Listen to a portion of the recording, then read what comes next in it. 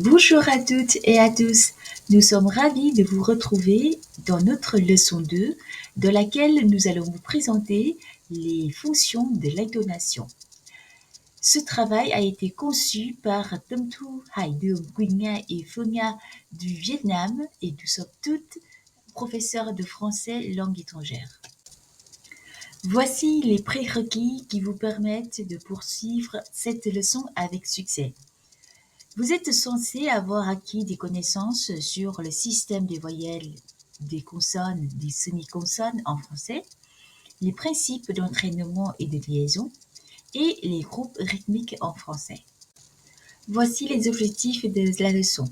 À la fin de cette leçon, vous serez capable de reconnaître les différents types de phrases du français, reconnaître l'intonation dans chaque type de phrase, ainsi que reproduire l'intonation correspondant au type de phrase. Quelques mots sur la méthode de travail. Pour la théorie, la présentation des fonctions de l'intonation sera faite sous forme d'un tableau. Vous pouvez y retrouver l'explication des rôles et des exemples pour chaque fonction. Et pour l'entraînement, vous aurez des exercices de lecture enregistrés. Et pour l'évaluation, vous allez travailler sur une compréhension orale de l'extrait du film La visite du ministre du petit Nicolas. Passons maintenant aux fonctions de l'intonation.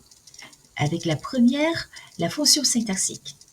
Elle décrit la nature du lien qui unit un groupe de mots à d'autres groupes de mots de la phrase. Par exemple, pour le dîner, on a des œufs, du café et du fromage. Ensuite, c'est la fonction expressive.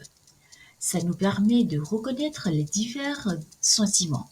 Par exemple, la colère, l'indignation, l'étonnement, la joie, etc. Par exemple, il t'aime. Ça exprime une émotion de joie. Alors que celle-ci, il t'aime.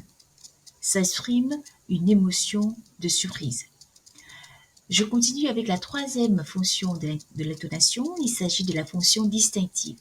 Elle nous permet de distinguer, par exemple, une phrase déclarative d'une phrase interrogative ou d'une phrase impérative. Je vous donne un exemple. Tu manges avec lui demain. C'est une phrase déclarative. Tu manges avec lui demain? Phrase interrogative. Tu manges avec lui demain. Ça, vous avez reconnu hein, le type de phrase. Eh ben, il s'agit d'une phrase impérative. Et on va finir avec la fonction des marcatives. Elle nous permet de trouver et récupérer l'organisation sémantique d'un énoncé et, dans ce cas-là, éliminer certaines ambiguïtés. Par exemple, la belle ferme le voile ou bien la belle ferme le voile. J'espère que vous avez compris notre cours et que vous avez aimé ce cours. Je vous dis à très bientôt. Au revoir.